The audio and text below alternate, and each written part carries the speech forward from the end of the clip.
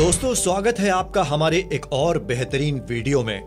इस वीडियो में हम आपको नियोक्ता के महत्वपूर्ण कर्तव्यों के बारे में बताएंगे।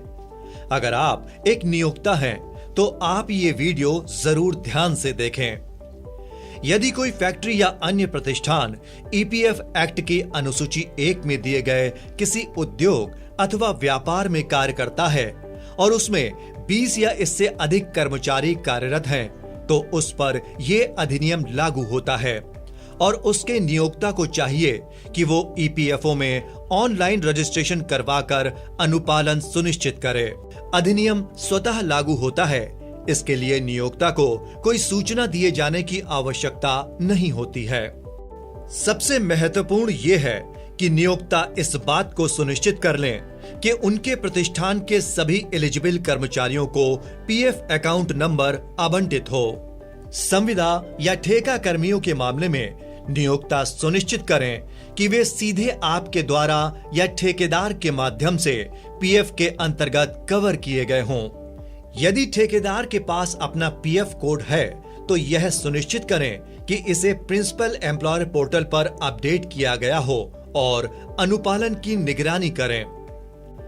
यह ध्यान रखें कि कर्मचारी को पीएफ में एनरोल ना करना अधिनियम और योजनाओं के मूल उद्देश्य को विफल कर देता है और असंतुष्ट और असुरक्षित कार्यबल को जन्म देता है। साथ ही ऐसा करना आपके विरुद्ध विभिन्न दंडात्मक कार्रवाइयों को आमंत्रित करेगा। नियोक्ता के लिए अनिवार्य है कि अपने कर्मचारियों का पीएफ योगदान अगले महीने की 15 तारीख से पहले ईपीएफओ में जमा करें। गलत घोषणाएं करके ऐसे व्यक्तियों को ईपीएफ सदस्य ना बनाएं जो आपके प्रतिष्ठान में कार्यरत नहीं हैं। अपने प्रतिष्ठान के एक जिम्मेदार वरिष्ठ अधिकारी को ऑथराइज्ड सिग्नेटरी के रूप में नियुक्त करें, क्योंकि उसके द्वारा की गई सभी कार्रवाई नियोक्ता पर कानूनी रूप से बाध्यकारी होगी। ऐसे सभी मामलों में जहां नियोक्ता स्वयं व्यवसाय नहीं करता है और ऐसा करने के लिए ऑथराइज्ड सिग्नेटरी या किसी दूसरे पर निर्भर करता है, अत्यधिक सावधानी बरती जानी चाहिए, क्योंकि प्रतिष्ठान और नियोक्ता को ऑथराइज्ड सिग्नेटरी के सभी ओमिशन और कमीशन के लिए जिम्मेदार माना जाएगा। नियोक्ता को अपने कर्मचारियों को ईपीएफओ की विभिन्न योजनाओं और उनके लाभों के बारे में शिक्षित करने के कदम उठाने चाहिए। विशेष रूप से कर्मचारियों के केवाईसी विवरण और नामांकन विवरण हमेशा अपडेटेड रखें।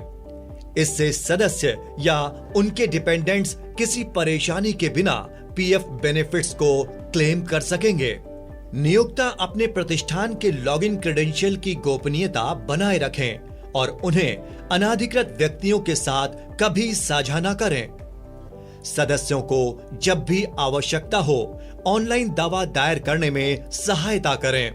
जब कर्मचारी आपके प्रतिष्ठान में रोजगार छोड़ता है तो ट्रांसफर क्लेम दाखिल करने या सेवानिवृत्ति पर रोजगार छोड़ने की स्थिति में फाइनल विथड्रॉल दावा दाखिल करने में सहायता करें।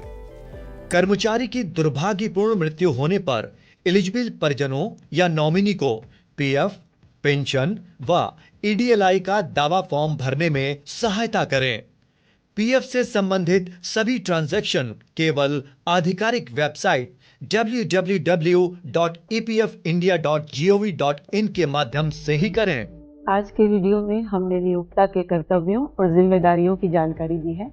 कृपया बताई गई बातों का सावधानी और सत्यनिष्ठा से पालन करें। सामाजिक सुरक्षा का उद्देश्य आपके सहयोग के बिना पूरा नहीं हो सकता।